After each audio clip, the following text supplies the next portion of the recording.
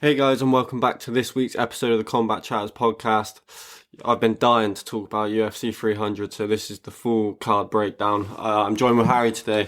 Fergal couldn't make it on, so yeah, we're just going to run through the fights. A lot of good shit to talk about. Like, on scale of cards, that's got to be up there with one of the best we've watched. Yeah, probably the best one definitely the best one I've seen in the past 4 or 5 years at least. Anyway, time. Yeah. But probably the best one I've ever seen. Yeah. Yeah. The co-main and the main event takes me back to when Adesanya fought Gastelum, and then the main event Max Holloway against Poirier, just treated to absolute. Obviously, the Alex Pereira fight wasn't a war, but just treated to two iconic fights again on this card as well. But we start off at the start of the card, opening up the prelims, early prelims, which is just crazy. Which is nuts. Yeah. What a fight to open up our early prelims. Two former champions to open up the card. I thought they should have been a bit higher, to be honest. They should have been top of the prelims. Really. Yeah, I mean, Bobby Green Miller probably should have been below them, but I mean, I get why they did it. They wanted to start the night off with an absolute bang, and it opened up. What a night of fights it opened up. Sorry, yeah. And getting into this fight, Cody Garbrandt, I feel for him a little bit because I don't know about you. In the first round, I get just edged in the first round, really close round, and he looked really good on the feet. He looked incredible, which is mint, and he was actually standing and taking shots, and he's not a person that can take a shot usually off of heavy hitters against people like Figueiredo, but he was eating everything Figueiredo gave to him, and he was giving it back just as good. Yeah, I probably had him up on the scorecard as well. Yeah, and the crazy thing is, Figueiredo, I think most people thought he was going to knock Cody out coming tier 1, and showing in the Rob Font fight, his first fight at bantamweight, that he is happy to grapple with this weight class. He looks strong, he still looks really powerful. He had a big speed disadvantage, and I think that's why he went to the grappling so fast. Were you shocked at how easy he was able to dominate Cody on the ground? No, not really. I mean, he's always been very, very good at Brazilian Jiu-Jitsu, and he's always had the strength of a higher weight class than what he's been in anyway. So I think it was always just how long it took him to get in on thingy, and once he did, it was game over. Yeah, I mean, through Cody's whole career, we've never really seen anyone even be able to take him down, so really impressive from Figueiredo to get the sub. And Cody Garbrandt, I've seen a tweet.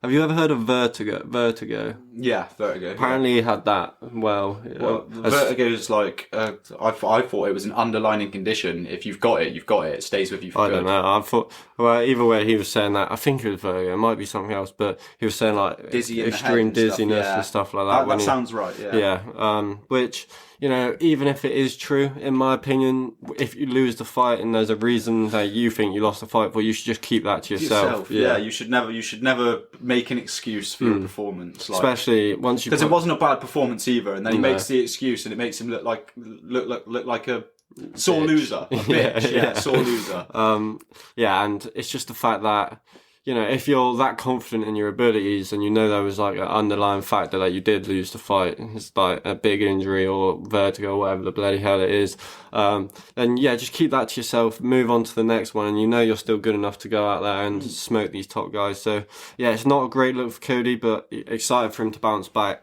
Yeah. He's unranked, so really it's just hard trying to match him up. I'd like to see him fight like Adrian Yanez. I know some of the more up and comers, because obviously you don't fight very often anymore, so it'd be nice for him to get some lower names, because he every time he fights this against someone like Figueiredo or some of the other names he's fought in the past as well. Yeah, everyone, Dominic Cruz and people like that. So a fight for Cody that I wouldn't mind seeing, if you're looking to kind of still, he's a big name, he was a huge name when he was champion. If you're still looking to put him in big fights, maybe if Jose Aldo beats Jonathan Martinez. I know Aldo's probably looking for a title shot. I'd say give him the loser of that fight. Maybe, but I don't know if Aldo loses, he'll stick around. No, maybe not. But then he might, if he hears Cody Garbrandt fights next, he might stay just to beat him up a little bit. Yeah. But Figueiredo, you know, he did maybe the UFC a favour fighting down in the rankings after beating the number 8 in his debut. Yeah. He deserves a big fight next. He deserves a massive fight, in my opinion. I'm thinking Song Yadong, Peter Yan, one of those two. Yeah. Chito Vera, just coming off the title shot loss. Any in that top 5, really. Me, I would love to see him fight Chito Vera. I think that stylistic matchup is just unreal. Well, they'd just be toe to toe the whole fight. Exactly. And Figgy's showing that he has a wrestling sort of style. That might be one that he'd favour himself in if he could get onto the hips of Chito Vera. So yeah, he deserves a big fight next, probably 1 or 2 wins away from a title shot. And that just seems weird to think about. Sean O'Malley versus Deverton Figueiredo. That is a strange matchup. It'd be a fun one, but a strange one. Yeah. Would Sean be able to keep him away? I think he could. I think, to be honest, you know, Figueiredo is one of my favourite fights. I see him losing before he gets to... Yeah. Unless he fights Chito and gets a title shot of that, because I do favour him in the Chito matchup, but the Song Yadong and Peter Yan fights are hard fights. Like, he's big and he's strong, but they might be a little bit too big and strong for him. And both of them got really good takedown defence. And a chin too. Yeah, it's not very often you see Song Yadong or Thingy get knocked out, or even wobbled. I can't think off the top of my head. Going into the next one, Bobby Green versus Jim Miller, probably... My guy Bobby Green! Yeah, he really did show up in this one. What a beautiful performance he put on. Probably a career best performance, best performance. I was a little bit sad for Jim Miller. I always am seeing him take a beating like that, but he is known for it. Like if you're going to see an entertaining Jim Miller fight, it's usually him being beaten up. He has had some good scraps in the time. This being his obviously fighting on UFC 100, 200, and now 300. It was kind of like he was in spotlight a lot this week, and Bobby Green just seems like a guy who's just really addicted to spoiling everyone's pie at the moment. Obviously, continuing Tony Ferguson's losing streak as well. Coming off that I was a bit worried for him. Obviously, coming off of that nasty knockout he'd just come off of. But he looked amazing. Yeah, he did. He looked untouchable, to be fair to him. And you know what? I think it's funny. I watched the fight back and I didn't realise this when it first happened. He actually, in the last few seconds of the third round as well, he pointed at the ground and Jim Miller tried to stand in the middle with him and just got cracked with a savage 1-2 and started wobbling all over the place. But yeah, just you don't want to let Bobby catch you off guard because he's got a nasty little 1-2 on him, and straight punches can break anyone's face. But yeah, we saw that twice that night. Just 2 people pointing to the floor and almost knocked their opponents out. Oh, we won't talk about that one just yet. But I've got some things to say about that. But Bobby Green, huge win. The first round, maybe he might have gave up the first round. He was winning, and then he got caught with 2 big shots. Kind of got knocked down, if you want to call it that, kind of off balance at the same time. But Jim Miller had a decent first round, but the speed, he just could not keep up with Bobby Green. Just the speed and the combinations, just, you can see it on Jim Miller's face. When you see one of them older sort of fighters and that, and you're coming up against someone who's really quick as well, it actually it puts it into perspective a little bit how quick they actually are. Because Jim's not a slow guy, but he's getting older now, and he just couldn't match him at all, could he? And the mad thing is, Bobby Green's pretty old too, but he's looking as quick as he ever has. Yeah, it's mad. Bobby Green is not, no matter how many times he gets. Age is he now? He's got to be pushing what? I think he's like 37, something like that. Mid-30s or later mid-30s. I'm pretty sure, yeah. And it seems like however many times he gets knocked out or just brutally dominated, he just bounces back with a mad performance. So yeah, hats off to Bobby Green. Great fight. Going into the next one, a bit of a controversial decision. To be honest, this was probably the worst fight. No, probably the second worst fight on the card. Second worst fight on the card. Nothing to them. But Marina needs a bit more power in her hands, man. That is literally it. If she had more power, I think she would have caused Jessica Andrade a lot of problems, but Andrade just backed her down. Yeah, I'm surprised how easily Andrade did dominate in the ground. Because we know she's good at getting the takedowns. As well. That's the thing, and Marina just couldn't get up. See, I don't. To be fair, it's probably just the right decision because even on the feet, although Andrade was kind of getting pieced out, she did kind of land a few big shots. She was landing the bigger shots, and Marina was just doing that that tap sort of fighting, and that doesn't win fight. I mean, sometimes it can win a fight, but you've really got to stand out for that to win a fight. Yeah, and you got to do it just way more dominantly than she was. You can't be getting like taken down constantly and hit with big shots. It's a bit like the Sean Strickland sort of style. You can get beat by just these big power punches because they look like they're doing way more damage. Really, just overall happy for Jessica Andrade because she obviously went on that awful losing streak last year, and now she's back with 2 decent wins in a row. And she's one of the most entertaining women's fighters we've got in the roster, so it's always nice to see her do well too. I also think she's criminally underrated. I think she's a 2-time strawweight champion, maybe just one, but she's also had wins at 3 different weight classes. She's definitely fought for it more than once. Definitely fought for it more than once. And so she is one of the true legends of women's MMA, and I'm glad to see her back on the winning streak. The only reason I thought Marina Ruiz won on the night is because I had the bet on her. To be honest, now you look back on it, she definitely lost that fight. Yeah. So overall that was a good one. Going on to the next one, Jalen Turner, Renato Moicano. I mean, I'm happy, but a little bit disappointed too, because Jalen's supposed to be one of them up and newcomers. Moicano's nearly at the end of his career now, but sort of revitalised though. Isn't he? Yeah. The last couple fights he's had, he's been looking on point. Maybe some would even say better than what he did in the past when he was on form.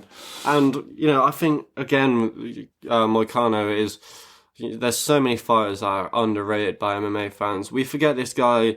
This guy, like 5-6 years ago, was ranked top 5 at featherweight as well. He had that number 1 contenders fight with Jose Aldo to see who got the title shot. So he really had to take the hard road moving up to lightweight. He fought a couple of guys that I've never even bloody heard of before, and a guy who was ranked top 5 in the weight class below. I believe they should have probably got a bigger fight moving up a weight class. Yeah, I agree. And not only did he win, he knocked him out as well, Moicano. He's getting old now, and it's nice to see him actually looking proper again, man. And that's his first ever TKO, which is crazy. He's been in it for like 15 years, 10 years, something stupid like that. And big knockout win over Jalen Turner. And after that first round, he gets the takedown, but he gets hurt with a teep kick to the body, and then obviously at the end of the round, Jalen Turner should have got the finish if we're honest. Big knockdown, and then tries to walk away. Fucking idiot, man. Why wouldn't you just jump on him, man? You've got to be like some next level, like anyone that does that, not just Jalen Turner as well. If you're not certain that they're out cold, what are you doing walking away from them, man? Yeah, we see it. Obviously, UFC 300k bonus. He probably wanted the cool walk-off KO, but man, you can't do that. Be a sniper, mate. Make sure he's done before you do that. And the funny thing is Moicano stands up straight away. I don't know how he got up. So that is one tough son of a bitch. Moicano. He has always been a tough bugger, to be fair. And I think you got to give loads of credit to Faziev and Jose Aldo to being able to finish that guy on the feet. We've seen him be finished kind of like TKO'd, where it's ground and pound, but straight up, cold, just put him out. So Jose Aldo and Faziev, monsters. Rafael Faziev, always, man. Like, that guy's one of the hardest hitters going. Yeah, and Moicano in this one, he gets up in like half a second, and Jalen Turner's shouting at Herdean like Herdean's done something wrong. If someone stands up in a second of getting knocked down, why is Herdean going to jump in and stop the fight? Isn't it? Didn't give him a chance to even there was no chance he was going to be knocked out if he didn't even hit the floor. He bounced straight back up. And I think the biggest credit goes to Moicano because, getting knocked down with like 10 seconds left in the round, and then he comes out in the second round and starts landing good shots on the feet, gets the takedown and just pummels away and gets the finish. Recovery time is crazy. So, Moicano, one of the biggest wins of his career. A lot of people expected him to call out Paddy Pimblett, but I think he's just looking to fight up now, isn't he? Bobby Green called out. I think Bobby Green beat him to the chase, mate. Mate, we're going to that. We've got to do that. Definitely, 100%. Well, it would be Manchester, wouldn't it? Yeah. July, apparently. Yeah, sweet. We'll book our tickets for that one. Definitely. And yeah, that was the last fight on the early prelims. So we had early prelims of Figueiredo Garbrandt, Bobby Green, Jim Miller, Jessica Charles, Marina Rodriguez, Jalen Turner, Renato Moicano. May I just say that's one of the most stacked fight night cards I've ever seen. Imagine that. And that's our early That's prelims. true. Yeah, that is true. That could be a main card of a fight night. Couldn't it? Yeah.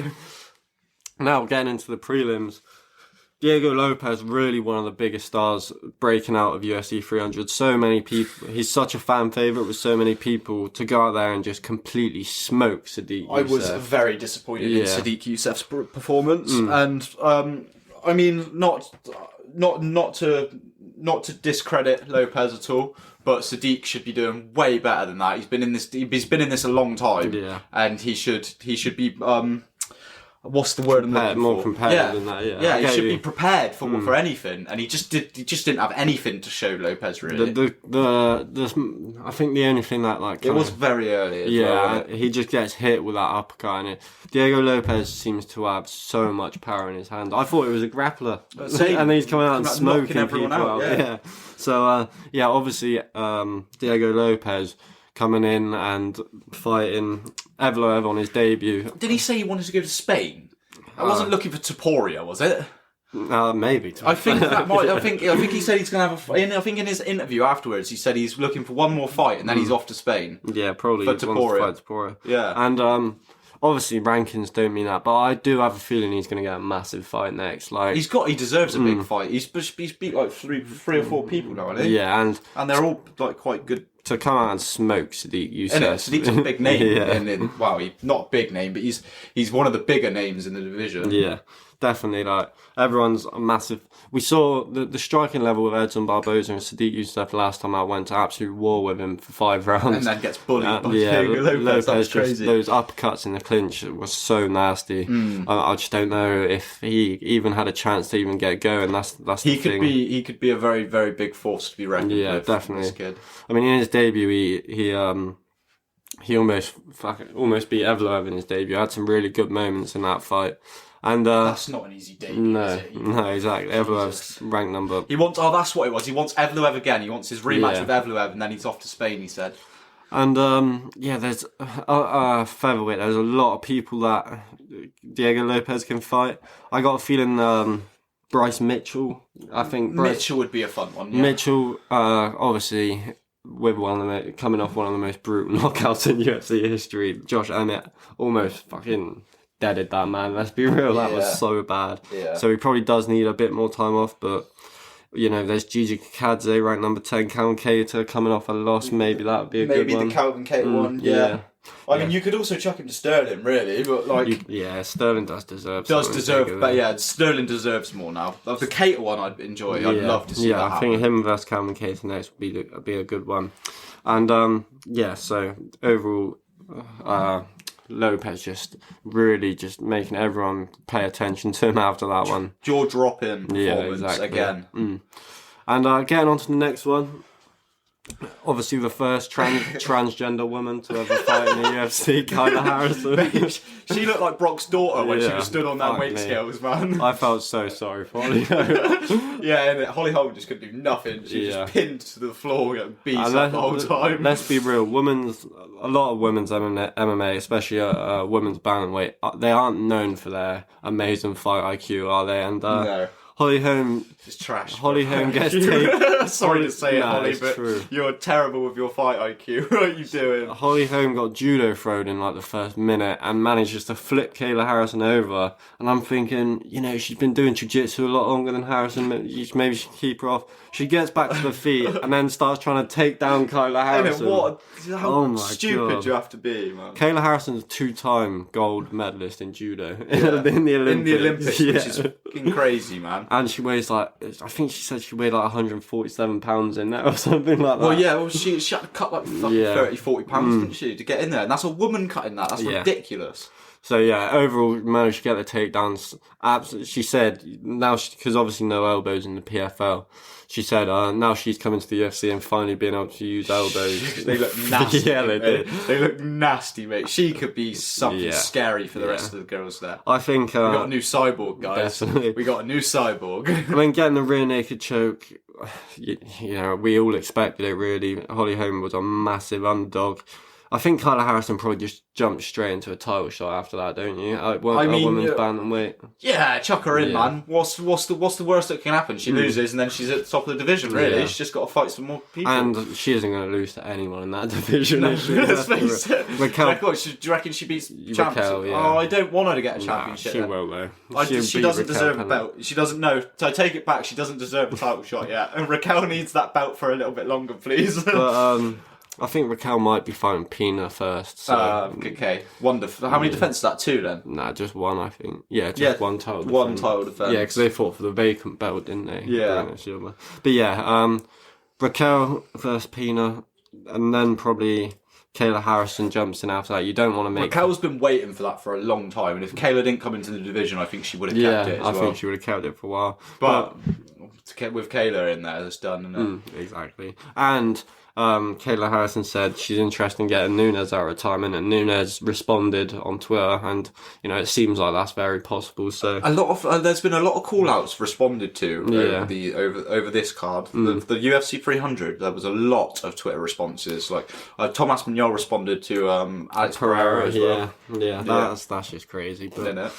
Is he going to go for a 3-time champion? Seriously, I don't think so. Not yet. He's going to. Could he do that? Do you reckon they do the first triple champ, really? They could. First UFC triple champ, anyway. Yeah. Sorry, Henry Cejudo, but you were Olympic and then 2-time. Fuck that guy. Yeah. Fuck that guy. But, no, yeah. Alex Pereira, he's probably going to have to fight Ankalaev fight, which is the most dangerous fight for him in the, someone who's actually going to shoot takedowns on Alex Pereira. So, yeah.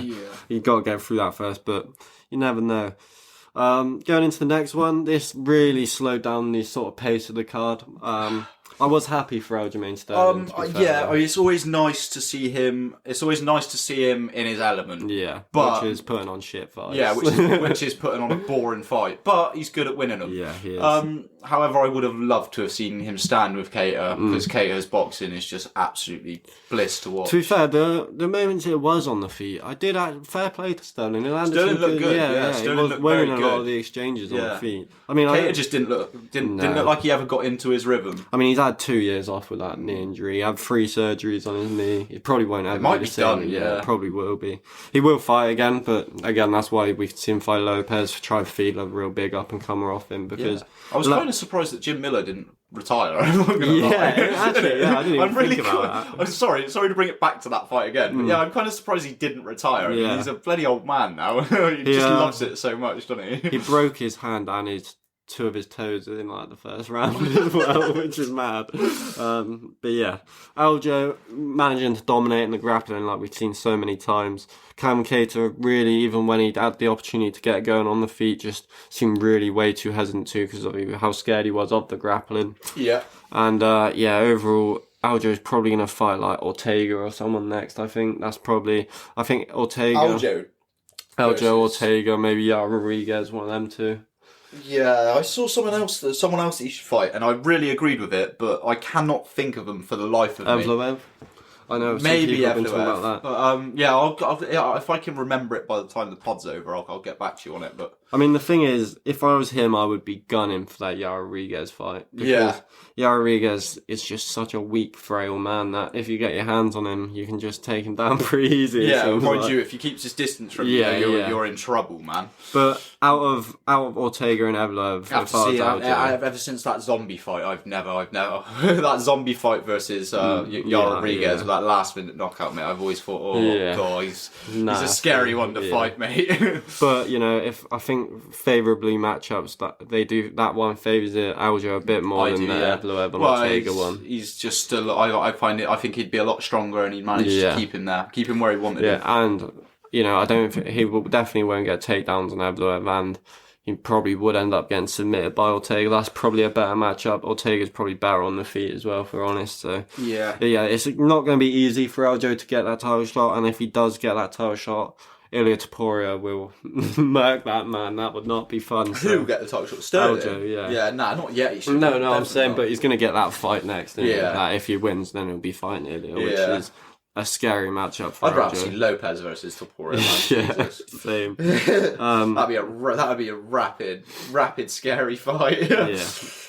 Getting on to the next one. One of the craziest fights on the card. This fight was mental. I picked Alexander Rakic, and for the first round and a half, I was thinking, Rakic looked like he was gonna do it, mate. Rakic is such a good MMA fighter. Mate, I forgot how good, like how well-rounded he is. Like, he's actually really good everywhere. He is. Yeah, and it's quite scary. Yeah, but Yuri, he was getting his leg absolutely destroyed. Like, it's so he's bad. getting pieced up while his legs were. I spoke last week on, I think, Rakic's leg kick was so quick as well. Like, for a big guy to be throwing it, I did not expect it to be as quick as it was. I spoke last week on how instrumental the leg kicks would be, but Yuri just, at some point, he just stops caring and just goes for the kill, doesn't he, in his fights? And he tried doing it with Alex Pereira and got caught for it. But what do you do with him next now, though? Do you feed him back to Pereira? Maybe. I mean, he's not really anyone else you can put him against right now, is there? Unless he did take quite a bit of damage still, so maybe you can wait for Jamal Hill to have his maybe medical Jamal cleared after the knockout. Yeah. So Yuri versus Jamal. Mind you, Jamal didn't take much damage at all. It was just that powerhouse punch. I think they suspend you for a while, don't they? Yeah, you're knocked out. I saw a little meme where it just made me chuckle, and it was like, I don't get how this happened. I snapped the arrow. About him doing the whole. It made me giggle. Yeah, there's a lot of memes coming out of that fight because obviously Hill speaking so confidently coming in. Why am I talking about that fight? We're not even on that fight. Getting back to the Yuri one. Yuri taking the damage of that Alexander Rakic gave him and coming back and just managing to sort of brute his way through that fight and landing a massive 1-2 to rock him, gets the finish. You know, there was two big comebacks on this card, and this one was crazy. That was a mad one. Yeah, Rakic looked like he was wiping the floor with him for a good round and a half. Nearly the whole fight. Well, nearly the whole fight until the knockout happened. Pretty much. And after this, I'll definitely be putting more respect on Yuri's name because I always thought, to come through that. Yeah, he's always been a fun fighter and stuff. But you know, I always looked at like the people like Jamal Hill and Alex Pereira and stuff, and think they probably beat him quite comfortably. But you know, if you go back and look at that Alex Pereira fight, on the feet, he was actually doing really well against Pereira, landing really good shots. And we've not really seen anyone at light heavyweight be able to do that with Pereira, really, without mixing the grappling in. Izzy, and that Izzy wasn't at light heavyweight. No. Izzy it was at middleweight, and he lost 2 times to him. Alex was kind of like 30 pounds to get to middleweight. How the fuck that guy fought middleweight? It's crazy. He's massive for a light heavyweight. He was the day of the fight, the day after the weigh-in, he weighed 232 pounds. That's mental. That's fucking 10 pounds off heavyweight. Yeah. You can fight a heavyweight weighing that. I think I think Stipe fought like 238 once or something like that. So. Yeah, I think it's 236 you can fight at, isn't it? Yeah, 236 to 246 maybe.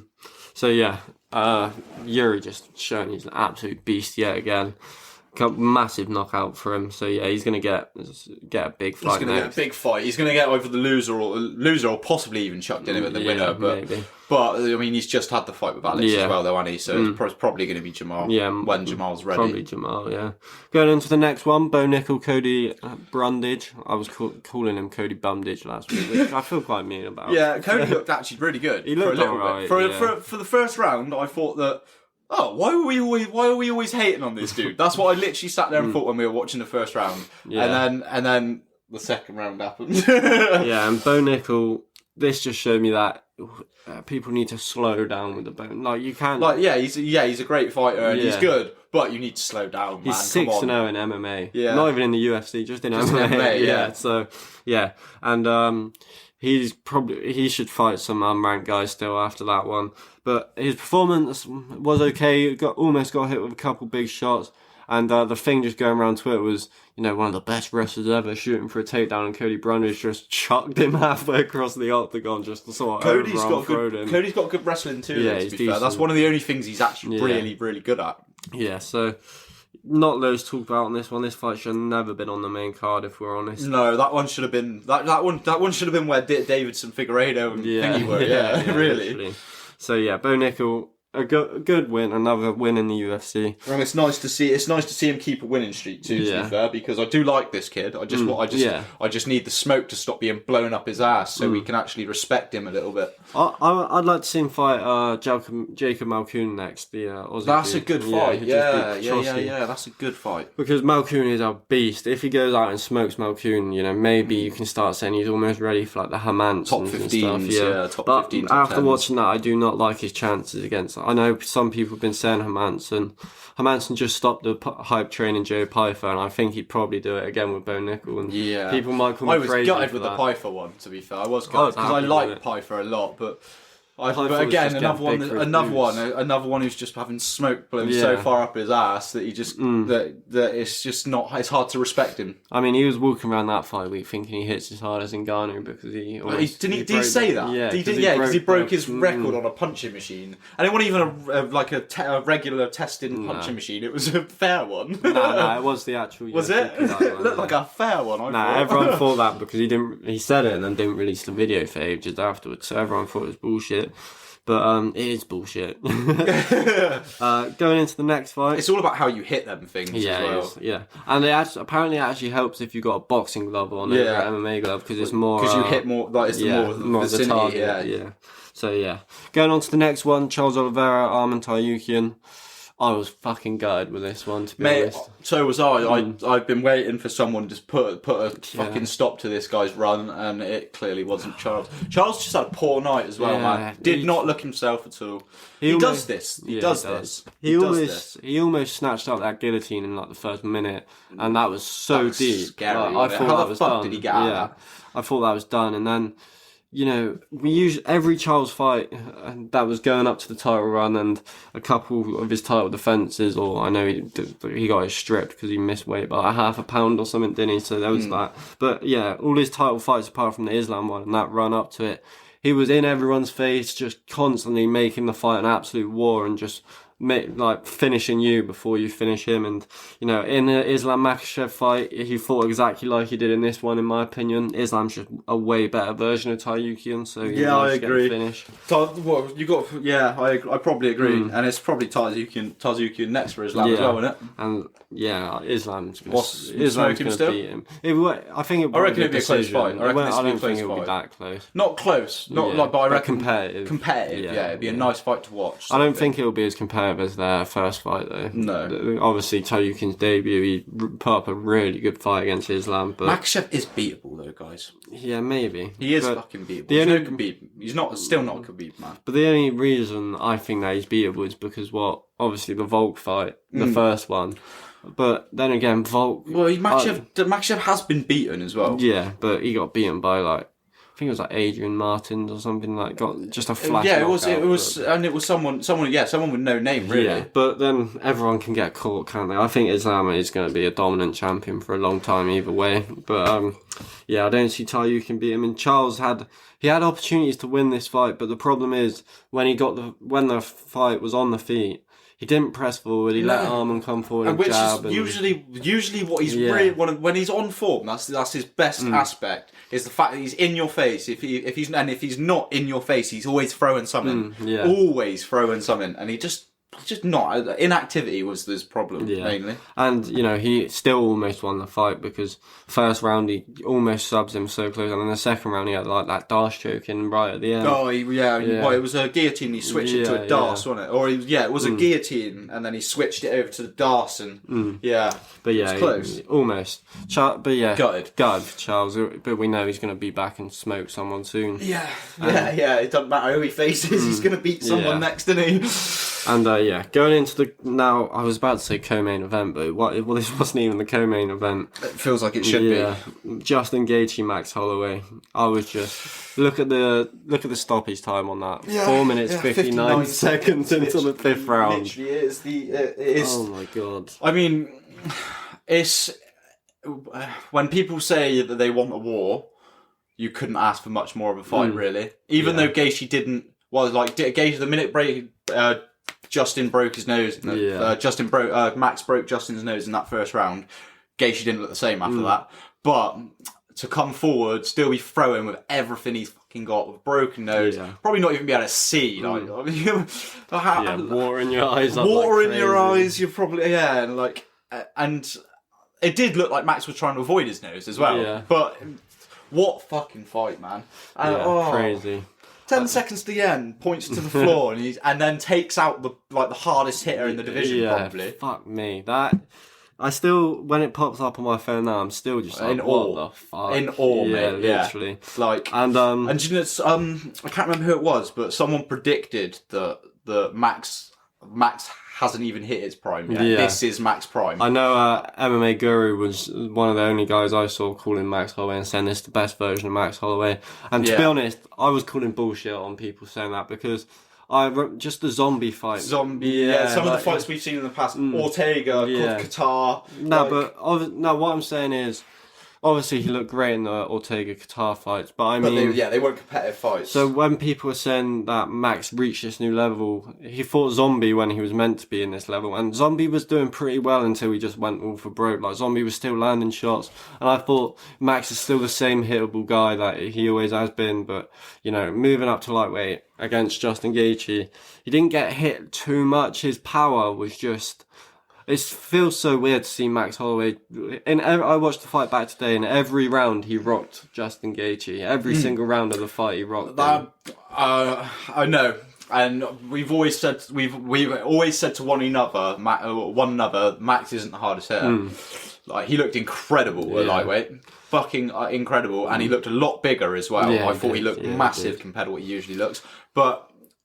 Again, going back to the rocked him in every round.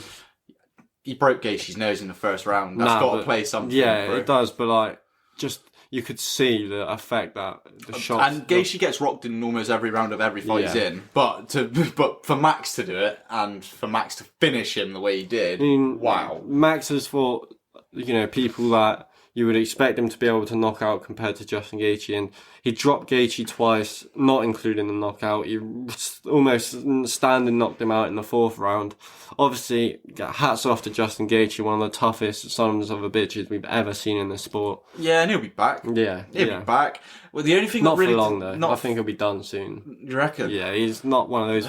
Do you know what the thing that really disappoints me is, and it's the fact that he took the fucking fight. Yeah, because he was in line for another title shot. Yeah. And now that's just gone straight out the window again, man, really. Do you think I mean, in my opinion, it shouldn't, because BMF shouldn't class towards the actual league, but it will. No. It definitely will. And the knockout, because, mate, and the fact that he got knocked out by Max as well, who's just come into the division, but if he didn't take that fight, the next fight he was having was for the title. Well, I think the lucky thing about this for Justin Gaethje, obviously he's not going to feel like there's any luck going his way after that, but Dustin Poirier, who he literally just knocked out with a head kick, is fighting for the title. Obviously, that got announced after UFC 300. Fighting Islam Makhachev.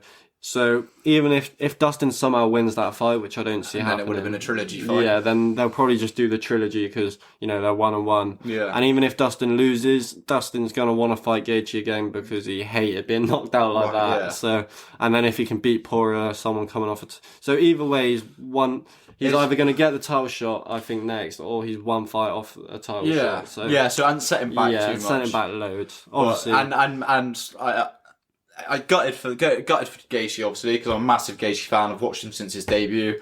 But I can say the same for Max as well, actually. I've watched him since he started, and he's always been my favourite fighter. So, what an absolute performance. Yeah, and to be fair, I will say this.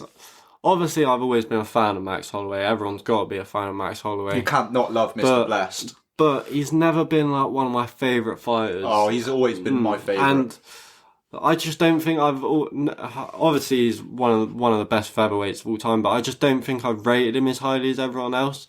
But that's because you were an Aldo fan. And yeah, like he has took out a lot of the people. But yeah, it's just the fact that I always thought he was so hittable, and if you can break his rhythm, you can beat him. Yeah. But now people are talking about this new version. I see it in that fight. His kicking, he was throwing teep kicks to the knee, the spinning back kick he's added. Obviously, he's always done that, but not as much as he threw in that fight. The minute he hit that the first round, he was like, yeah, this works. And you know what I love? Yeah, me and you have trained, so you see some people like this sometimes. The look in his eyes the whole time, like it looked like he just so locked in. Did a fat line of the party powder. Yeah, you know what I mean? A massive white line of snow, and he was just locked in. Yeah, and that's, in my opinion. I know not everyone agrees, but technically, and the opponent that he beat, that's the best version of Max Holloway I've ever seen. I think that's his best ever performance, in my opinion. Most definitely, he looked unstoppable, mate. Yeah, and I think next to hit like Gaethje, and just walk through something like that. Fuck my life. And Gaethje did knock him down, but how many clean shots he ate from Gaethje and just didn't even blink. This guy's chin will never be broken. I'm gonna say that. Mate, I reckon 60 years old, he'll still be fighting in some bum organisation, and he's never been dropped. I bet you. I think he will retire before his chin goes.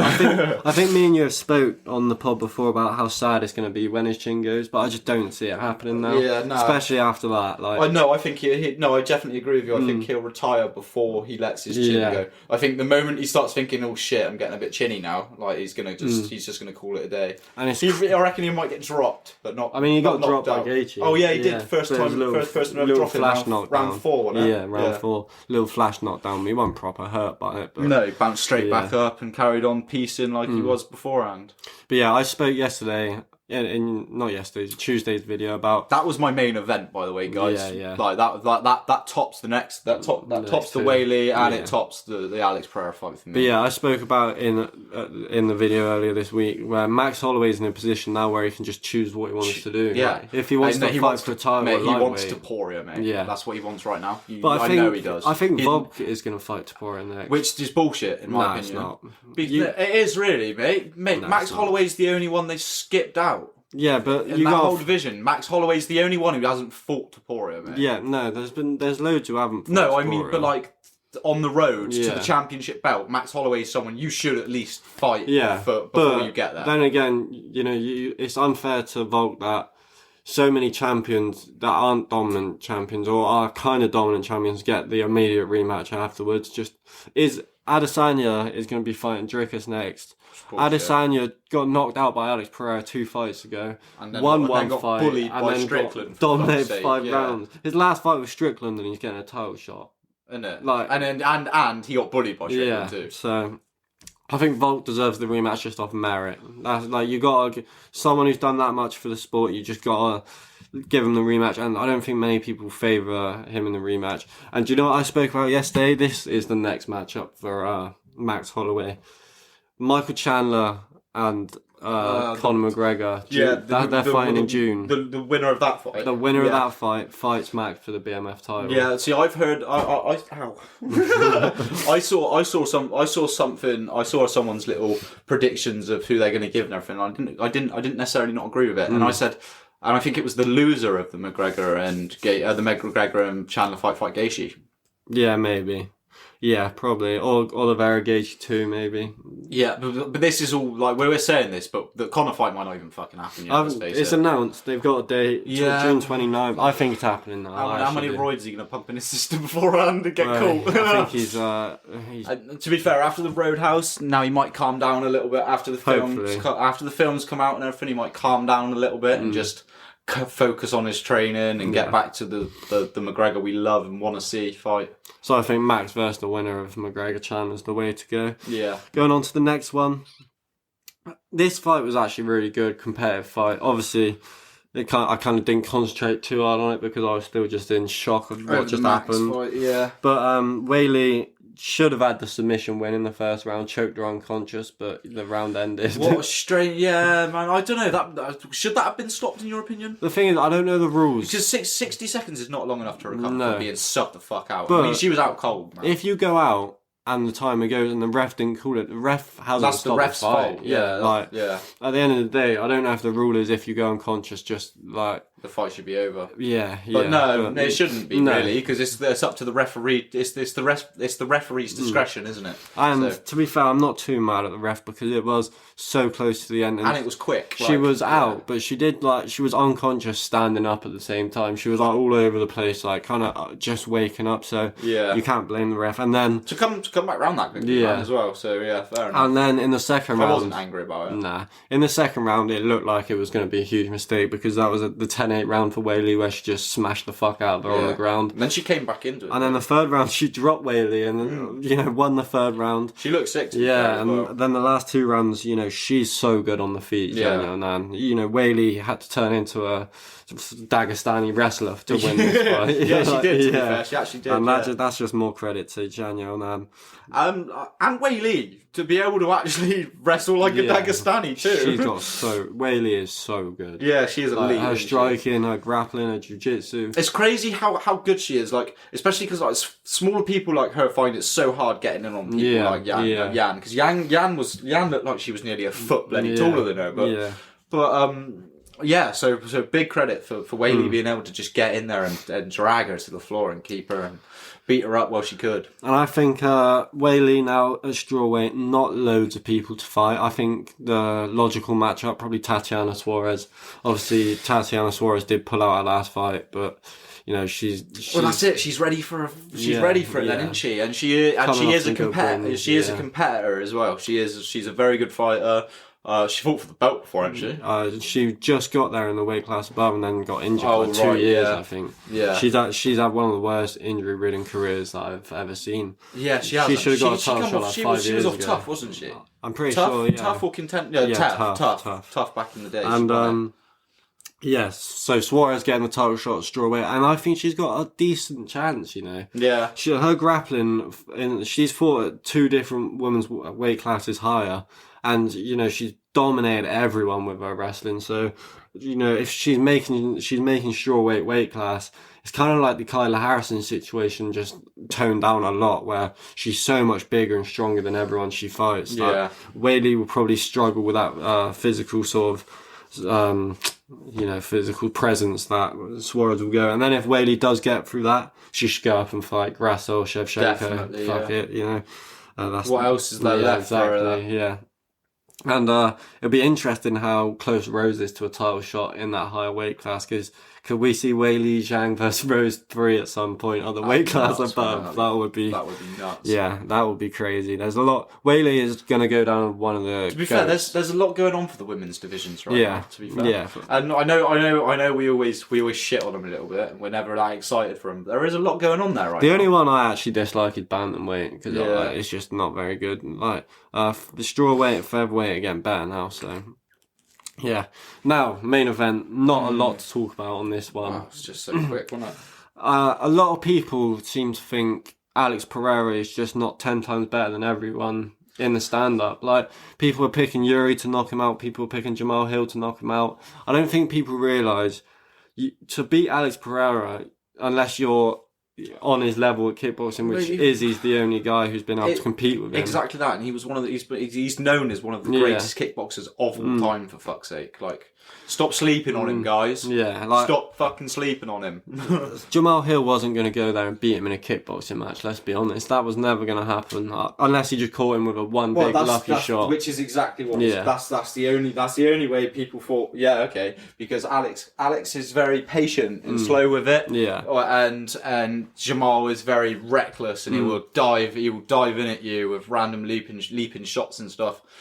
And I even thought it. I thought, Jamal could quite easily do this. We've seen Alex get knocked out before, and by Izzy, and Alex is a lot fucking big. Not Alex, sorry. Jamal is a lot bigger than Izzy. Yeah, but we were probably treated to two of the most gangster knockouts in UFC history on one card because the little point to and him, like just before Jamal Hill kicks him in the dick and Herb Dean goes to step in and Alex Pereira puts his hand straight in Herb's face and is like, no, I can carry on. And the thing is, he didn't even look at Herb Dean. The whole time his eye contact was on Jamal Hill. Just stops him. Staring at his solar plexus. Within 10 seconds after that, he knocked him out with the left hook. And a lot of people were like, oh, I got this fight so good. I called left hook Pereira.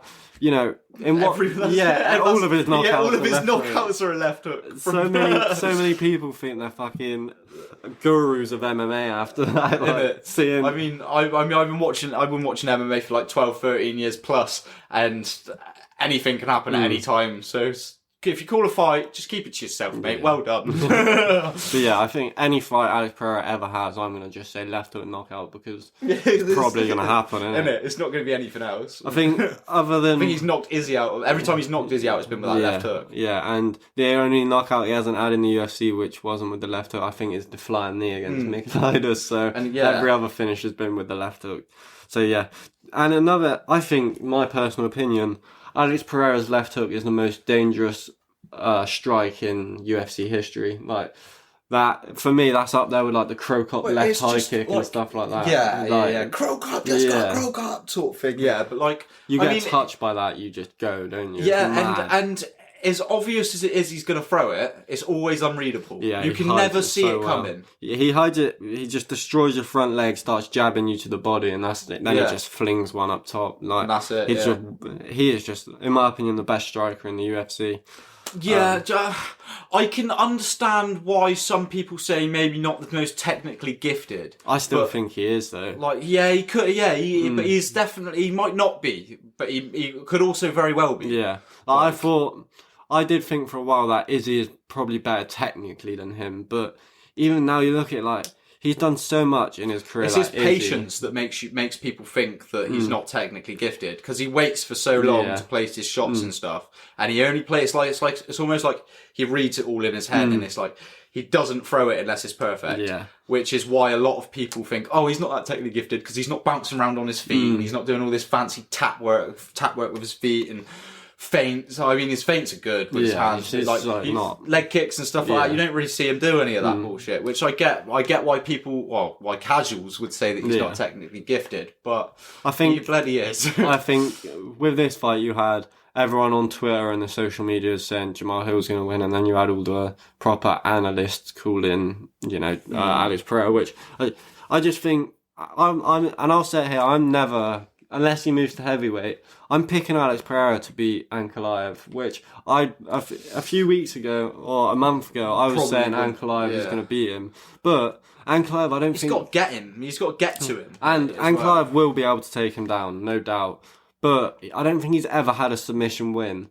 And Alex Pereira's been training MMA for a little while now, so Alex Pereira, all he needs is moments on the feet. He needs a minute in every round, and that could be enough to knock Ankalaev out. I mean, what's what we've seen in this? Yeah, 2 minutes? 2 minutes, and that was it. That's all. The thing with Ankalaev is he's really fucking good on the feet as well. He just is a bit boring to watch sometimes, but yeah, that fight's going to be a banger. And Ankalaev came out and said he's going to strike with him. Do you reckon that's the next fight there? Yeah.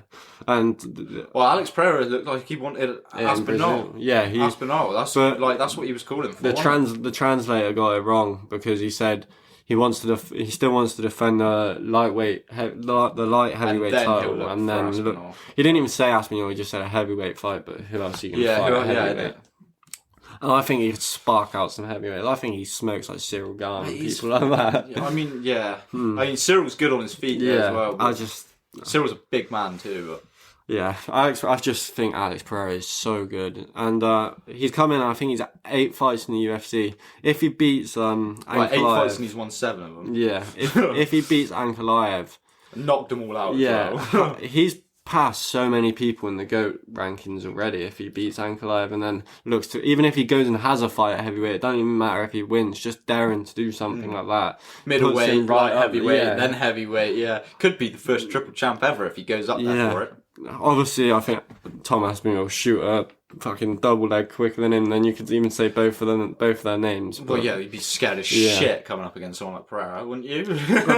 Yeah, Pereira, if he is just gonna go out there and choose a favourable matchup, like, I know it seems mental to think, like, it's not even someone like Pavlovich, but someone who's just not going to try and take him down. I think Pavlovich might knock Pereira out just because of the pure power, Alex Pereira's so good on the feet that he might just pick them apart before that happens. I think I favour him in the Cyril Gane fight. I mean, he's probably got the power to knock them out. Yeah, as well, definitely. That's the thing. Yeah, that's the thing. On that Ngannou punch machine, Joe Pyfer beat the record with 289 or something like that. Fucking 900. Alex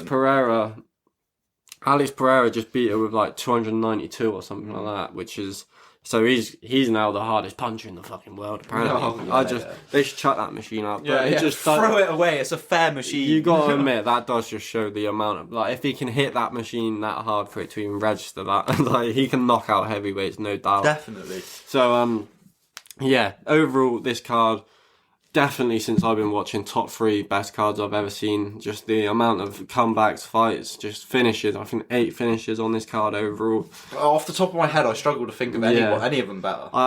There are, or not maybe better. There might not be. There might not be, but there are definitely cards that are up there on the level of it. But like, for a best card ever, off the top of my head, I can't think of one. So yeah, but that's all we've got to talk about today.